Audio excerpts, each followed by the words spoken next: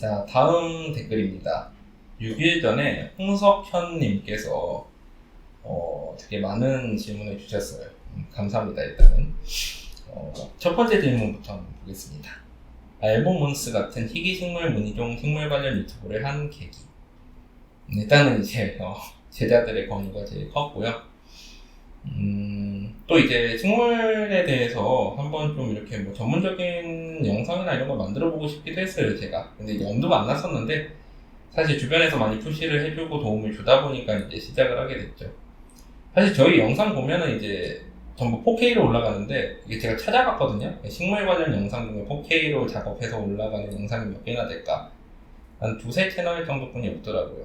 저희가 어떻게 보면 이제 모아질 영상으로 잘 작업해서 올릴 수 있는 건 제가 뭐 4K 뭐 이런 거에 대해서 알았겠어요? 전혀 몰랐거든요. 근데 이제 제자들이나 주변에 있는 사람들이 도움을 줘서 이렇게 이제 좀 고화질, 고퀄리티 장비도 이제 뭐 이런 것들 사야 된다라고 추천해주고 뭐 이래가지고 이제 이렇게 잘 할 수 있게 됐던 것 같습니다. 주변의 도움이 되게 컸던 것 같아요. 이런 부분은 다시 한번 감사하고요.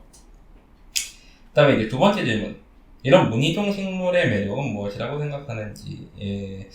무늬종은 일단은 이제 잎마다 무늬 색깔이 다 다르죠. 색상이 다르고, 그 다음에 이제 돌연변이이기 때문에 무늬가 없어질 수도 있고 새로 생길 수도 있고 약간 랜덤한 어떤 그런 매력이 있는 것 같아요. 그래서 사실 이것도 좀 생각하고 있는 게 있긴 해요. 식물 하나하나가 고유의 어떤 지문 같은 무늬가 있잖아요. 무늬가 완전히 똑같은 그 무늬와 잎의 모양이 완전히 똑같은 식물은 거의 없어요. 알보 같은 경우에는. 그러니까 그게 잎 하나하나의 고유한 인증인 거죠. 전 세계에 단 하나뿐이 없는 잎 형태와 무늬를 가지고 있는 거죠. 그래서 요즘 이제 되게 인기가 많은 가상자산들 중에 NFT 같은 거, 이제 대체 불가 토큰, 코인 뭐 이런 것들, 그런 걸로도 어떤 가능성이 충분히 있지 않을까 하는 생각도 좀 해봤습니다. 그 다음에 세 번째 질문은 무늬식물 외에 다른 좋아하는 식물은 무엇인지. 원래는 제가 이제 뭐 클로로피텀 토머섬이나 앞에서도 말씀드렸듯이 아니면은 이제 아가베 아테누아타 아니면은 디오네둘레 소철, 사실 소철을 제가 되게 좋아해요. 소철이나 약간 알로에나 이제 약간 아가베 같은 그런 식물들을 원래는 좋아하거든요. 다육성 식물들을. 그리고 어렸을 적엔 선인장도 좀 키웠던 것 같고. 근데 이제 무늬종을 시작하다 보니까 얘네 무늬종들과 관엽, 그러니까 대형 관엽들과 이 그 다육성 식물들을 같이 키우는 게 되게 힘들다라는 걸 알게 됐어요. 그래서 이제 어느 한쪽을 포기하다 보니까 이제 저는 무늬종 식물로 오게 된 거죠. 무늬종, 특히나 몬스테라. 무늬종 식물이라고 그러기도 좀 그러네요. 몬스테라로. 또 네 번째 질문.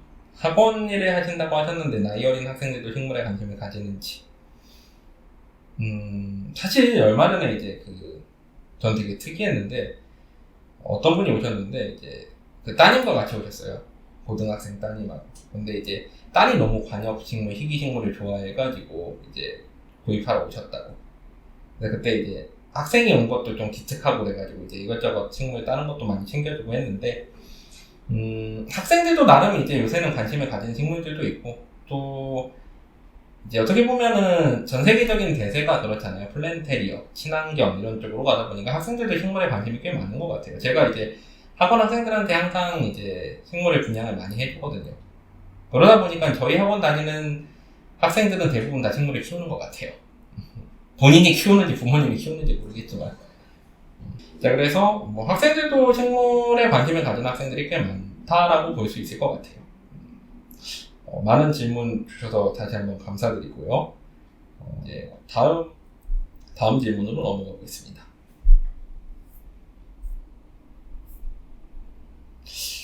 그 몬스테라 알보 삽수를 분양받으면 물갈이가 매일 필요한가요? 라고 이제 한 달 전에 이인님이 또 이런 질문을 주신 게 있네요. 사실 이제 그 삽수 물꽂이해 놓은 물병은 물이 이제 지저분해지지만 않으면은 한 달에 한 번 정도 갈아주셔도 무방합니다. 저는 뭐 수돗물 써가지고 갈아주기도 하고요. 근데 이제 보통 지저분해지는 요인이 얘가 이제 그 커팅 절단면이 좀 썩거나 이제 부패돼 들어가거나 아니면 이제 몬스테라 보면은 삽수가 잎이 나오고 그 잎 옆으로 해서 새로운 잎이 나올 때 기존 이제 잎 대에서 터져 나온 부분에 요 이제 껍데기 부분이 있어요, 막이. 그게 이제 되게 잘 썩어요. 거기는 이제 생장이 전혀 필요 없는 부분이나 나중에 이제 마르면 떼어내 주시면 되는데 그 부분이 많이 썩어요. 그래서 그 부분이 썩어 들어가면은 이제 그 키우시는 분들 이거 물이 자꾸 더러워지네? 이렇게 생각하시는데 그게 이제 좀 걸리면 그 부분 이제 제거해 주시면 됩니다. 잘 뜯어져요, 손으로도. 좀 물에 뿌르면 이렇게 찍 잡아내면 비닐처럼 뜯어집니다. 그 부분 제거해주고 나면 아마 물이 거의 더러워지는 부분은 없을 거예요. 그 삽수 자체가 이제 썩어 들어가거나 그러지 않는 이상.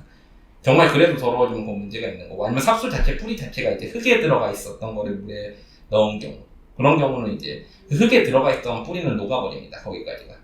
그러니까 물에서 적응한 뿌리와 흙에서 적응한 뿌리는 달라요. 그래서 물에서 적응한 뿌리를 다시 흙에 심으면 그것도 녹고요. 흙에 적응한 뿌리를 물에 심으면 물에 수경 재배하면 그것도 녹습니다. 그러니까 메인 뿌리들 제외하고 잔뿌리들은 다 없어져요. 그래서 그러지 않는 이상은 사실 이제 물갈이를 자주 해줄 필요는 없어요. 이제 햇빛 있는데 넣으면 이제 뭐 저런 거 낄 수 있죠. 녹색 이제 그 이끼 같은 거 낄 수는 있긴 한데 그런 경우 제외하고는 거의 갈아줄 필요는 없는 것 같아요. 제가 이제 되게 많은 수경 재배 내지는 삽수를 물고지를 하는데 그거 다 갈아주려고 그러면 엄청 시간이 오래 걸리겠죠. 그렇게 많이 필요하진 않습니다. 자, 그리고 또 다음 질문으로 넘어가고 있습니다. 혹시 말씀하시는 식물등이 LED 식물등인가요? 아니면 그 빨간빛의 식물등일까요? 식물등, 저는 보통 필립스 식물등 되게 많이 써요. 그러니까 하얀색 식물등. 그거 가끔 이제 촬영 조명용으로도 쓰기도 하는데, 식물등이 이제 빨간색, 파란색을 쓰는 이유는 이렇게 생각해 보시면 될 것 같아요. 우리 그 미술 시간에 보면 보색 그 많이 배우잖아요. 그 서로 반대되는 색들. 우리가 그 과학적으로 봤을 때 식물이 초록색으로 보이는 이유는 그 태양광에 해가지고 식물이 이제 받아들이는 빛 중에 초록색을 반사시켜서 다시 저희 눈에 들어오기 때문에 그래서 초록색으로 보이는 거거든요. 이건 되게 과학 교과서에 나오는 기초적인 지식, 상식 개념이에요. 자, 그러면 생각해보죠. 초록색의 보색이 뭘까요? 약간 보라색? 그게 이제 식물등으로 최적인 겁니다. 왜 그러냐면 그 색은 다 흡수한다는 거니까. 녹색 계열은 다 튕겨낸다는 거죠. 만약에 식물등이 녹색이어봐요? 다 튕겨내겠죠. 반사시켜가지고. 그러니까 녹색에 완전 그 대비되는 색을 찾다 보니까 우리가 알고 있는 그 정육점 빛깔의 색이 되는 거예요. 근데 우리가 보기에는 빛의 파장 자체가 전체적으로 좀 골고루 있어서 하얀색처럼 보이지만 그 중에서도 보라색 파장을 되게 많이 늘린 게 식물등이 되는 거죠. 식물등 보면 그리고 약간 파란색도 들어가 있잖아요. 왜 그러냐면 꽃이 대체로 빨간색이죠. 꽃은 빛을 뭐를 흡수할까요? 빨간색의 보색은 파란색이잖아요. 그럼 파란색을 흡수하겠죠. 그러니까 좀 과학적으로 생각해보면 그런 것 때문에 이제 우리가 생각하는 식물등은 주로 이제 자주색과 파란색이 많습니다. 그러니까 두 개가 섞인 경우가. 그러니까 광량이 아무리 세도 얘가 다 반사해내는 빛을 아무리 주면은 얘가 이제 제대로 뭐 엽록소에 의한 광합성을 할 수 있거나 이런 것들이 안 될 테니까. 그러니까 최소한의 에너지로 최적의 효율을 내는 게 식물등이라는 거죠. 네. 요거는 뭐 그런 정도면 답변이 됐다고 보시면 될 것 같아요. 한 달쯤 전에 피치랜드님께서 커팅한 중간 삽수 물고지 할 때 절단면까지 입수시켜도 괜찮은 건가요? 기금만 입수시키는 사람도 있고 사람마다 다 다르셔서 궁금하여 질문드립니다. 커팅한 절단면은 사실 이제 뭐 많이 신경 쓰시는 분이긴 해요. 이제 만약에 바로 흙에 식재하는 그런 경우에는, 그러니까 삽수를 바로 흙에 식재하는 경우도 있거든요. 저도 그런 방법을 좀 썼었어요. 그게 속도는 되게 빨라요. 순화시키는데. 근데 리스크가 되게 커서 그렇지. 그럴 때 절단면 부분에서 이제 썩어 들어가는 경우가 많아요. 세균 감염으로 인해서. 그래서 이제 거기에다가 이제 뭐 바르는 약 같은 거를 이제 발라주시는 분들도 있고, 뭐 그거를 이제 뿌리만 이렇게 딱 흙에다가 식재할 때도 그렇게 딱 담그고 수태마리 할 때도 이제 그 부분만 이제 뿌리 부분만 이렇게 딱 하고 커팅면을 위로 올리는 분들이 많은데 사실 그거는 좀 뭐 필요하다고 생각하기도 해요. 절단면에서 이제 감염을 일으키는 경우가 가장 많기 때문에. 근데 또 삽수 자체가 워낙 튼튼하면은 절단면까지 입수시키거나 흙에다 심어버려도 잘 자라기도 해요. 이건 케이스 바이 케이스인데 그래도 만약에 생각하면 절단면은 물에 담그지 않거나 혹은 이제 그 흙 위로 올리는 게 좋죠. 근데 또 단점 중에 하나는 삽수를 절단면을 이제 뭐 마감 처리를 뭐 촌농이건 아니면 약재 처리건 하지 않고서 그냥 위에다 올려놓으면 말라버리는 경우도 있어요. 삽수 절단면이. 그래서 이제 그런 부분들은 좀 생각을 하셔야 돼요. 아예 물에 입수시켜도 건강한 삽수는 또 안 썩기도 하고 좀 썩어 들어가는 건 물로 씻어내면은 그러면은 또 괜찮은 경우들도 있고요. 그러니까 썩어 들어간다기보다는 약간 이렇게 물컹해지면서 거기서 액 같은 게 나오면서 여기 이제 물속에 흐리게 이렇게 맺혀요. 그러면 이제 그 부분에 씻어내주고 다시 담그면 또 괜찮아지기도 하거든요. 그러니까 이거는 케이스 바이 케이스인데 사람마다 또 달라요. 저는 보통은 그거 다 이제 하나하나 일일이 관리하기가 힘들고 크게 문제가 안 되기 때문에 깨끗하게 소독해서 자르면 절단면 그냥 물에다가 다 담가버리거든요. 그래서 뭐 그렇게 하는 경우들도 많기 때문에 좀 걸리시면은 입수 안 시키셔도 됩니다. 근데 저는 보통 담근다는 거. 자, 그 다음에 다음 질문 또 한번 보겠습니다. 자, 이번 질문은 4주 전에 피치랜드님이 무비상토에 별도로 펄라이트를 추가한 거예요? 아니면 있는 그대로 사용하신 건가요? 라는 질문을 올려주신 적이 있는데 저는 보통은 이제 그 사은농, 사랑거래 농원에서 무비상토를 구입해서 많이 사용을 해요. 아니면 많이 사용할 때는 보통 코크피트 블럭을 사가지고 물에 녹여가지고 그냥 사용하기도 하고요. 사은농 무비상토는 기본적으로 이제 코크피트, 펄라이트, 피트모스 세 가지가 추가되어 있어요. 비율은 정확히 모르겠는데 그래가지고 이제 펄라이트는 보통 하얀 거 다 추가되어 있는 거죠. 무비상토에 보통 펄라이트를 저는 추가해서 사용을 한다고 보시면 됩니다. 근데 이제 경우에 따라서는 대량으로 뭔가 식재할 일이 있을 때는 코크피트만 사용하기도 해요. 근데 그러면 이제 좀 배수나 이런 것들이 좀 제한이 되기는 합니다. 그래서 요거는 뭐 그 정도면 답변이 될 것 같고요. 다음 3주 전에 재미있고 이상한 퀴즈 시리즈님께서 원장님 상토는 어느 제품 쓰세요? 유명 심으시고 마지막에 쓱 부어주신 마사토 같은 제품은 무엇일까요? 기본 상토는 아까 말씀드렸듯이 사은동 무비 상토를 사용을 합니다. 그 피트모스, 펄라이트, 코크피트 이렇게 세 가지 되어 있는.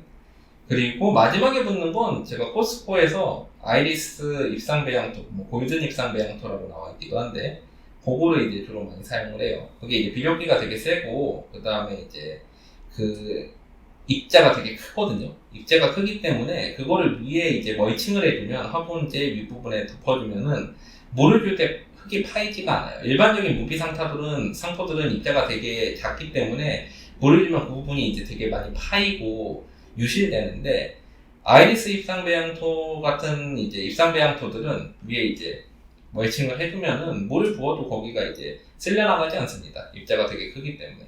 그렇다고 또 흙이기 때문에 이제 자갈 멀칭 같이 나중에 이제 분갈할 때 그걸 걷어낼 필요도 없어요. 그냥 흙으로서 밑에 들어가 있어도 상관이 없기 때문에. 그래서 저는 그냥 그 편의성 때문에 아이리스 입상배양토를 쓰는데 또 장점이 얘가 비료기가 되게 세요.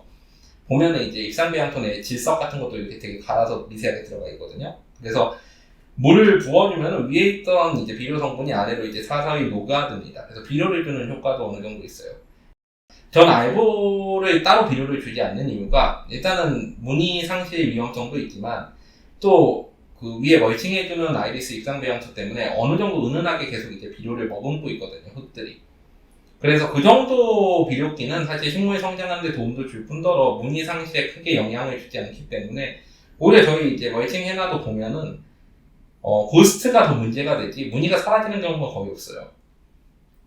그래서 저는 보통 그 정도 비료기 되게 괜찮다라고 생각을 해서 아이리스 입상배양토로 멀칭을 되게 많이 해줍니다. 그래서 밑에는 무비상토, 위에는 입상배양토 이렇게 쓰신다고 보면 돼요. 다음 질문 한번 볼게요. 3주 전에 카테모스님이 영상 속의 싱고니움 지지대가 어떤 제품인지 알 수 있을까요? 제가 사용하는 지지대들은 전부 코팅 고추대입니다. 이 그 농자재 마트나 뭐 이런 인터넷 쇼핑몰 같은 데 보면은 이제 고추 지지대가 있어요. 그 되게 요새 잘 나와요. 이제 알루미늄 같은 걸로 단단하게 잘 나오고 되게 약간 두꺼우면서 되게 단단하거든요. 휘지도 않고. 근데 그거 자체는 너무 좀 투박해서 그 겉에 이제 고무 코팅되어 있는 버전들이 있어요. 가격이 생각보다 싸요. 대량으로 사면 되게 쌉니다. 하나에 뭐 몇백 원 꼴 뿐이 아니에요. 그 무게나 두께에 비해서. 그래서 그거를 사용하면은 이제 몬스테라 같은 대형 관엽들도 단단하게 이제 지지해 줄 수 있죠. 사실 이제 많은 분들이 수태를 감아가지고 만든 수태봉이나 코코봉이나 코크피트 이제 감아가지고 만든 봉도 많이 사용을 하는데 저는 사실 나중에 이제 커팅할 때 거기에 이제 그 기근들이 이제 엉켜가지고 떼어내기 힘든 상황을 맞이하는 게 별로 좋지는 않더라고요. 물론 이제 그 기근들이 이제 많이 자라는 걸 유도할 수는 있어요. 수태공이나 이런 것들이. 근데 그렇다고 거기에서 영양분을 또 받느냐? 그거는 아니거든요. 수태나 코코피트 자체가 기본적으로 영양분은 없기 때문에 얘네가 이제 뿌리는 많이 유도될 수 있어도 식물 자체가 자라는데 많은 영향을 준다고 생각하진 않아요, 저는. 사실 예쁘기는 수태공이 예뻐요. 인정합니다. 예쁜 게 최고죠.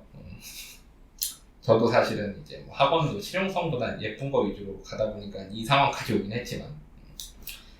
그래서 저는 일단은 뭐 어쨌거나 지지대는 다 고추대를 쓰는데 그게 또 이제 에로 라운드빌 화분이랑 저희가 사용한 에로 라운드빌 화분이 다 검은색인데 그거랑 또 잘 어울리기도 해요. 코팅 고추대가. 그래서 이제 사용하는 경향도 있습니다. 예. 그래서 여기까지 그동안 영상으로 질문 주셨던 어떤 질문들을 다 하나하나 좀 찾아가지고 답변을 달아갔습니다. 그동안 이제 구독자 1000명, 지금은 벌써 이제 1200명까지 됐는데, 이렇게까지 늘어날 때까지 도움을 주셔서 다시 한번 감사드리고, 다음부터는 또 이제 다른 질문들이 있으시면 그때그때 제가 한번 영상으로 또 Q&A 영상들 한번 찍어서 올려보도록 하겠습니다. 이제 수익 창출 조만간 이제 들어갈 수 있을 것 같은데, 이렇게까지 도움 주셔서 다시 한번 감사드리고요. 다음에 또 좋은 영상으로 찾아뵙도록 하겠습니다. 이상입니다.